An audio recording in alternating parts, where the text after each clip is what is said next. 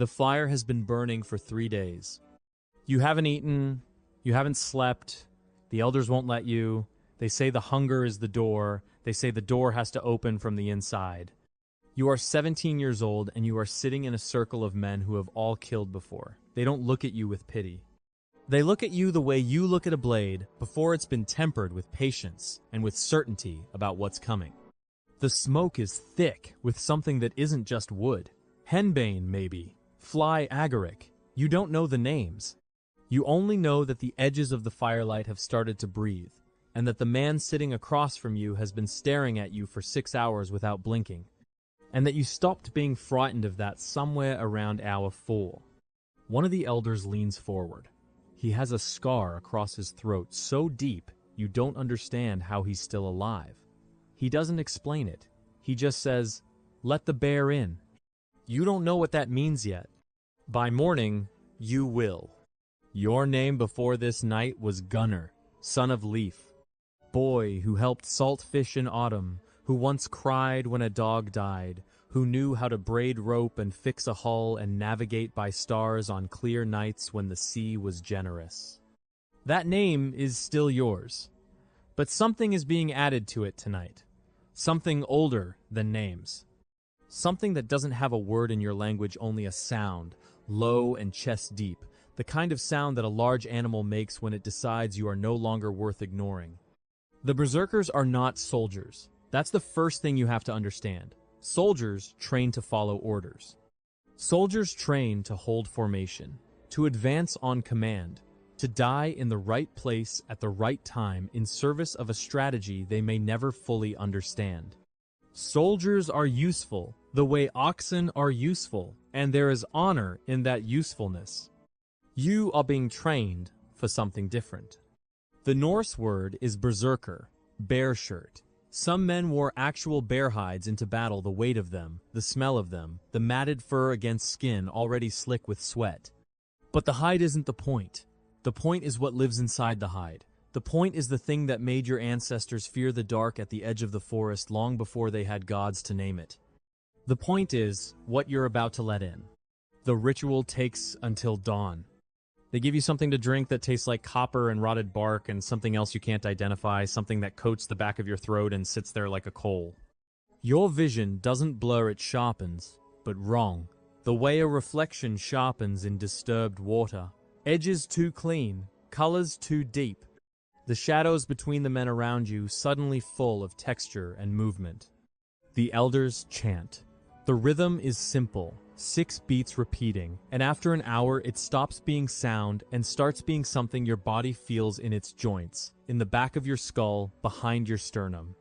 Then, something in your chest begins to pull. Not pain, not exactly.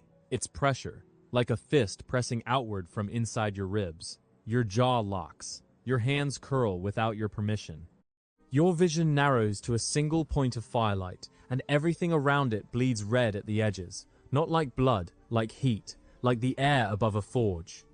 You are not frightened. That's the part no one warns you about.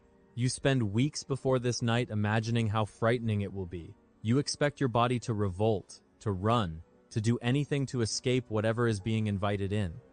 Instead, you feel something enormous and ancient and patient settle into you, like it has been waiting your entire life for the door to open. Like it already knew your name. Like it has been living in the cold space just outside your skin since the night you were born. One of the older berserkers watches you from across the fire. His name is Ulfa.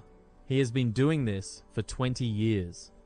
He has the eyes of a man who has seen the bottom of something and climbed back out so many times that the climbing no longer surprises him. He looks at you, and he nods once, slowly. You don't nod back. You're not sure you remember how. The training lasts 2 years. You learn to find the state again without the ritual. It lives just below the surface now, a permanent resident, like a wolf pacing a fence in the back of a yard you can never fully turn your back on. Cold mornings, you feel it pressing at the wood. The smell of blood from the slaughter of animals pulls at it. The sound of iron striking iron pulls at it harder. Something primal and recognizing, like hearing your name spoken in a crowd. The other berserkers teach you what the elders didn't say directly. The state is a tool, not an identity. The men who forget that distinction are buried outside the village, away from the ancestral grounds, not because they were cowards, but because they stopped being able to find the fence again once the wolf was loose. They became something that couldn't be spoken to, couldn't be reasoned with, couldn't be recalled from the red edge once they crossed it. Men who were loved, who had families, who had histories consumed from the inside by what they'd been taught to let in without being taught how to hold. You practice finding the fence every single day. You bite through a wooden shield to feel where the line is between intensity and dissolution. You hold your hand in fire for 3 seconds, counting, feeling the pain but not retreating from it, learning to exist inside sensation without being erased by it. You run barefoot through snow for an hour and learn to be fully present in your body while the animal inside it is screaming for warmth, learning that you are not your screaming, you are the one who hears it. The control is harder than the rage is easy. The rage is the most natural thing you have ever felt. The control is the work of a lifetime, and the older men all carry it the same way quietly, carefully, like men transporting something that will break everything around it if they set it down wrong. No one tells you that part beforehand. You wonder, later, if it would have changed anything if they had. Your first battle is a raid on a coastal settlement 4 days sail east. You smell the shore before you see it. Salt and pine smoke, and, underneath both of those, something fainter, the particular animal scent of people who have spotted your sail and are already moving, already deciding between fight and flight. Their bodies making that ancient chemical calculation before their minds have finished the thought. The berserkers go over the side of the ship first. That is always how it is. The water is cold enough to stop a normal man's breath clean in his chest. You feel it hit you, and something inside laughs, not with humor but with recognition, the way you laugh when something confirms what you already knew. The cold is a signal. The cold says, this is real, this is now, this is the moment the door opens. By the time your boots find the sand, you are no longer entirely gunner. What happens in the next minutes is not something you can narrate cleanly afterward. The Skalds always lie about this part, which you understand they are trying to make something communicable that is not fully communicable, trying to press a color into words that don't have a name for it. They make it sound like music, swords ringing, heroic cries, a flowing choreography of violence with meaning at every step. It is not like that. It is heat and noise, and a roaring in your ears that swallows everything else. Your name, the faces of the men you crossed the sea with, the cold of the water, the plan, all of it gone, replaced by a single, enormous present moment that contains only movement and obstacle, and the absolute animal clarity of a body that knows exactly what it is for. Someone swings at your shoulder, you feel the impact as pressure, nothing more. The pain detached and distant, filed somewhere behind you for later. You move through the press of bodies the way water moves through a narrow canyon, not with thought, not with decision, shaped entirely and immediately by what is directly in front of you. You take a wound across your forearm, somewhere in the middle of it, deep enough that it will scar. You don't notice until it's over. You don't notice until you're standing on wet sand with your sword hanging from your hand and the roaring is quieting, slowly, like a fire running out of fuel. And the world is coming back in pieces. Color first, then sound, then the awareness that your hands are shaking. Not with fear, with the effort of closing the door. This is the secret the Skalds leave out of the songs. The berserker state is real. The body does things in that state that it cannot do in ordinary waking life. Pain suppression complete enough that men have finished battles with wounds that should have stopped them cold. Strength that exceeds what the muscle alone should be capable of. A narrowing of attention so complete that fear, hesitation, and self-preservation simply stop competing for space. Warriors who entered that state were genuinely more dangerous than men who hadn't. The reputation was earned. And it costs. Every single time, it costs. After the battle, you sit alone on the shoreline for close to an hour. The wound on your forearm is burning now, properly burning, making up for the time it lost. Your hands won't stop their fine trembling.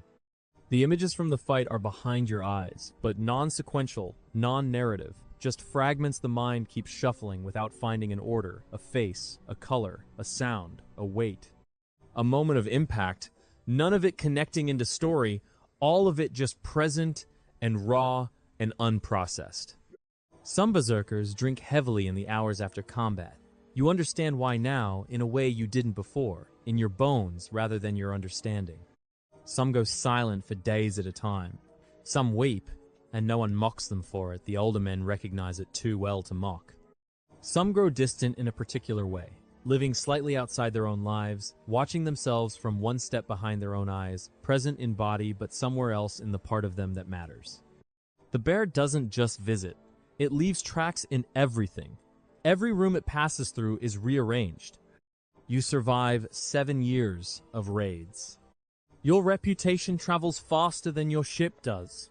Villages that have never seen your face know your name, or a version of it names acquire their own shape in transit, losing syllables, gaining weight. Some settlements empty before you arrive, the fires left burning, food left on tables, the silence on the shore telling you everything about how far the stories have reached. This is considered an honor. You understand it differently. You understand it as evidence of what you have made yourself visible as, the shape of you as it exists in the minds of people who have never met you. And you sit with that, the way you sit with any wound, acknowledging it, not turning from it. The young men look at you the way you once looked at Ulfr, the way you once looked at the elder with the throat scar, with a hunger that hasn't yet learned what it's hungry for. You tell the ones who asked the same thing the elder told you, let the bear in. Then you add the part no one said to you, the part you had to excavate yourself from 7 years of surviving what the state does to a man. Learn to let it out. Most of them hear the first part. The second part takes longer to land. It always does. You are 31 years old, which is older than most berserkers reach. The wounds have compounded in the way wounds do when you stop counting them, not catastrophically, just persistently, the body keeping its own ledger. A stiffness in your right knee that arrives reliably with cold weather and takes an hour of movement to loosen. A ringing in your left ear that began after a blow in your 4th winter of raiding and has never fully resolved. A thin high note that lives underneath all other sound, present in every quiet moment. Nights when you surface from sleep with your hands already moving, already positioned, defending against something that isn't there, your body 3 seconds ahead of your understanding. The elders, the ones who have lived long enough to become elders, which is its own kind of impossible, they don't speak about glory when they sit together. They sit by fires in a particular silence. Not peaceful, emptied, like vessels that have held something very large for a very long time, the inside worn smooth by it, the shape of the vessel permanent now. You sit among them. You understand the silence from the inside now, which is different from understanding it as an observer. The bear is still there. It will always be there. You feel it some mornings when you first open your eyes, that fraction of a second before orientation completes, when you don't yet know which side of the door you're on. It passes. It always passes. But it is always there, patient, certain, the way things that have always existed are certain, not threatening, just permanent. The way winter is permanent, the way the cold at the bottom of deep water is permanent. Gunnar, son of Leaf. Man who has crossed the fence more times than he can accurately number, who has stood in the burning space between human and something that pre-exists humanity, and who has found his way back, again and again. Not by luck, not by strength alone, but by the daily practice of knowing where the fence is. The door opens from the inside. That was always the whole lesson, contained entire in 6 words on the first night of the fire. You just couldn't know.